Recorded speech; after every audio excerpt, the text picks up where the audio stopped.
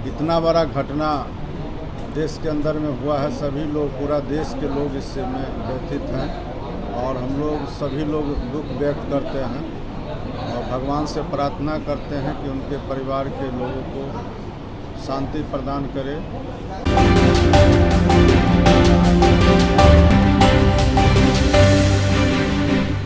नमस्कार, अब जिला न्यूज़ देख रहे हैं आप और आपके साथ मैं हूं निधि सिंह। देखिए, बीते दिन दर्दनाक हादसे के बाद बिहार की जो सियासतदान लोग हैं उनकी भी प्रतिक्रिया सामने आ रही है। बिहार सरकार के मंत्री मदन सहनी जो इस हादसे को लेकर अपनी प्रतिक्रिया व्यक्त कर रहे हैं, तो चलिए सबसे पहले हम प्रेस कॉन्फ्रेंस को सुनवाते हैं। ये बड़ा घटना है और सबसे पहले तो हम लोग दुख व्यक्त करते हैं। बहुत सारे लोगों की मृत्यु हुई है।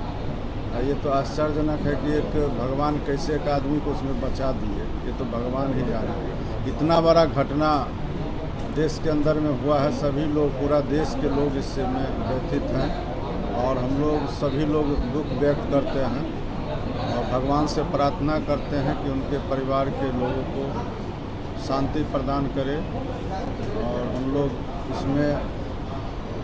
इससे ज़्यादा तो अभी कुछ कहने का हम लोग के पास भी शक्ति नहीं है। हम लोग माननीय प्रधानमंत्री जी आज गए हैं, या कल भी हमारे गृह मंत्री जी गए हुए थे वहाँ, और बहुत सारे जो देश के केंद्रीय मंत्री हैं वो गए हैं। सभी लोग इसके पर नज़र भी बनाए हुए हैं और ये बड़ा दुखद घटना है।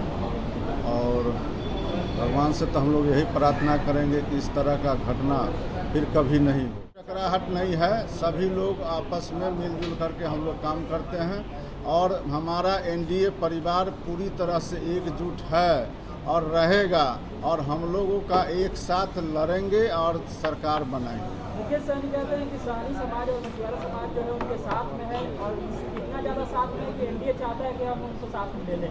मुकेश सहनी ये अगर इतना ही बड़े नेता हैं तो लोकसभा चुनाव हुआ था ना, और तेजस्वी जी के साथ 200 से ज़्यादा सभा किए थे।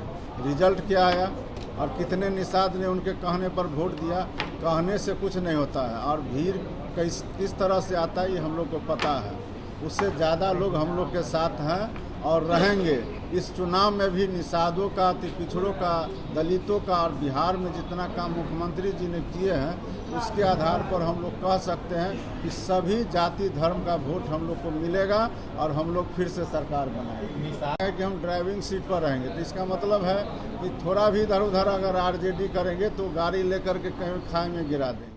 अब ये तो आप ही न बताइए कि बात कौन कर रहे हैं, इसका फैसला कौन कर रहे हैं। सब लोग चाहते हैं कि हम डिप्टी सीएम और सीएम बन जाएं, उनको घोषणा कौन किए हैं? आज तेजस्वी यादव कभी बोले हैं कि हम इनको, हमारी सरकार बनेगी तो हम इनको मुख्यमंत्री बनाएंगे? कभी बोले हैं? कितना सीट देंगे? 60 सीट मांग रहे हैं। कभी बोले हैं कि हम 60 सीट मांगेंगे? दावा करते हैं कि सबसे हम ज़्यादा जनाधार वाले हैं, अब बगल में बैठने नहीं दे रहे हैं तेजस्वी जी। ये आपको नहीं दिखाई दे रहा है?